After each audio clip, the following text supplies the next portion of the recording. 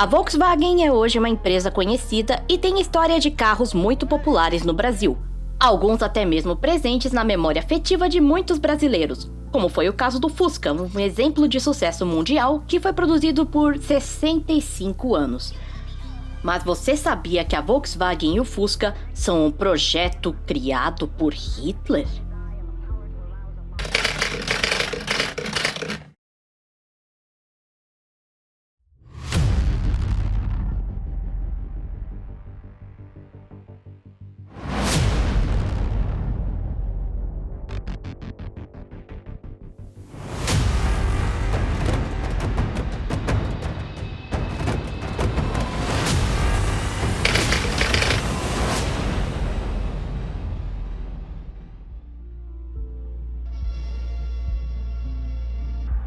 Nos anos 30, quando a Alemanha já estava dominada pelo nazismo, o regime tinha intuito de desenvolver a indústria automotiva. E assim, Hitler decidiu que seria produzido o carro do povo, em alemão, Volkswagen. A ideia de Hitler é que fosse um carro acessível para o povo alemão.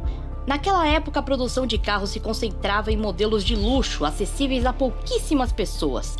Fazia parte da propaganda nazista deixar a população feliz, tendo posse de carros e desfrutando de viagens, o que contribuiria para o apoio popular ao regime.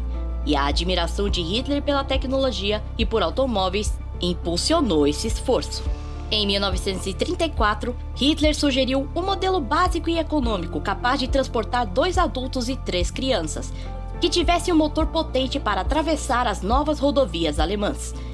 Hitler convida então o engenheiro austríaco Ferdinand Porsche, que havia trabalhado no que seria anos mais tarde a Mercedes-Benz, e que em 1931 fundou também a Porsche, marca conhecida hoje por carros de luxo.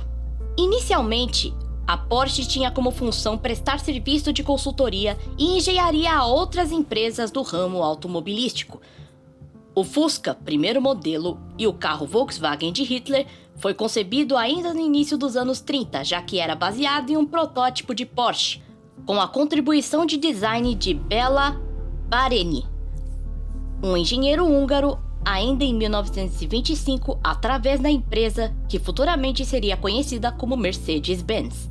O carro que hoje conhecemos como Fusca foi chamado de Volkswagen Tipo 1, e antes disso o primeiro protótipo foi chamado de Porsche Tipo 60 em 1935.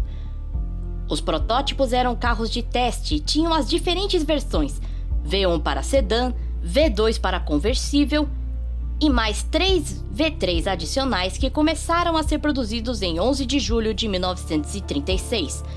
O primeiro desses foi inspecionado pessoalmente por Hitler e os outros foram entregues em agosto do mesmo ano.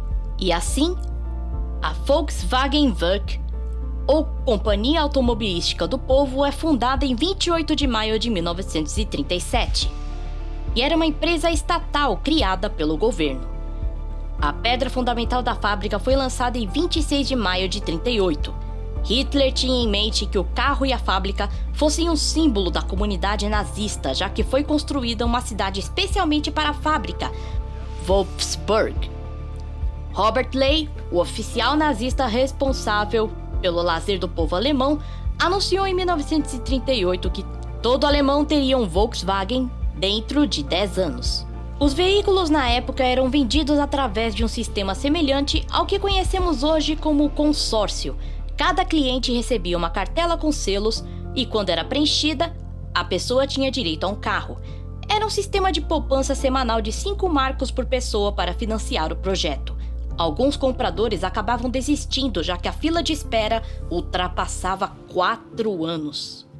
Para quem estivesse disposto, havia a opção de fazer pagamentos adicionais e retirar o carro em até 2 anos.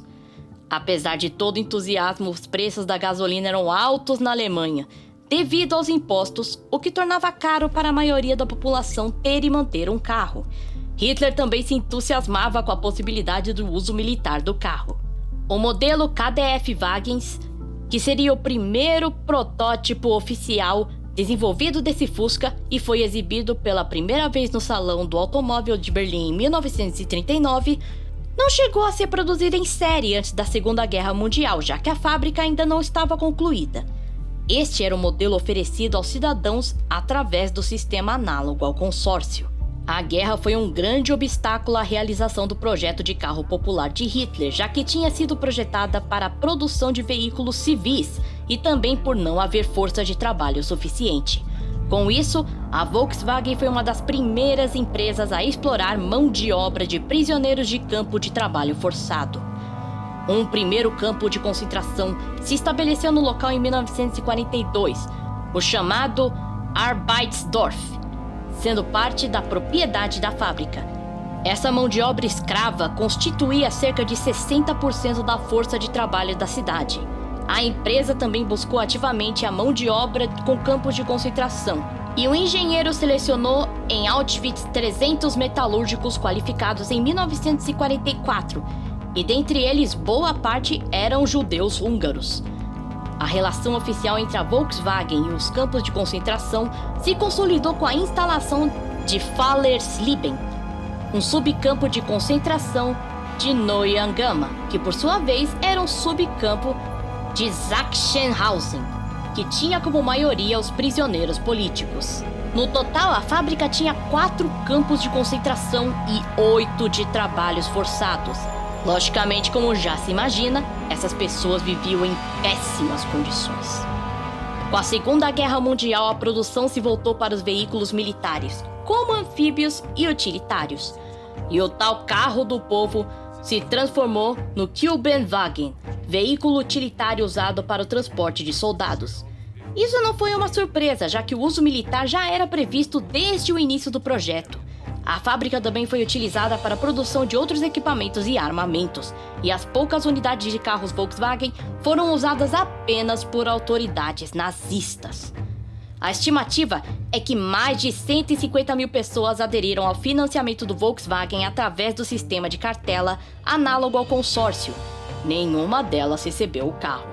Ao final da guerra, a fábrica estava em ruínas, e apesar de muitas coisas atreladas ao nazismo se tornarem extintas, Volkswagen não foi uma delas. Ele caiu na graça dos ingleses, já que atendia às necessidades das forças aliadas, mesmo porque o carro era visto como veículo confiável e indestrutível. E por isso os britânicos decidiram retomar a fabricação, ficando responsáveis pela reconstrução e administração da região após o fim da guerra. O Major Ivan Hirst foi escolhido para administrar a fábrica abandonada e ordenou que tudo remetido ao nazismo fosse apagado. A montadora ficou sob domínio inglês durante 4 anos e depois foi entregue ao governo da Alemanha Ocidental. A empresa era vista como um dos eixos da recuperação do país no pós-guerra. E foi só em 1947 que o Fusca foi apresentado à população, que finalmente teria a chance de comprá-lo. Mas, naquela época do pós-guerra, em fase da reconstrução econômica do país, ele não era exatamente um carro popular, ou seja, não era tão acessível à população. Por isso, foi decidido que seria melhor exportar o modelo para outros países. Ferdinand Porsche e o filho Ferry Porsche foram detidos pelas autoridades durante 2 anos como criminosos de guerra, mas nunca foram julgados. Ferdinand morreu em liberdade por conta de um derrame em 1951. Eles receberam royalties pelo contrato da Volkswagen, o que tornou a situação financeira confortável, permitindo que a marca Porsche se consolidasse no mercado. E somente em 1968, o carro Volkswagen foi rebatizado e oficialmente chamado de Fusca, como parte de uma campanha publicitária. O Fusca continua sendo um dos carros mais vendidos de todos os tempos.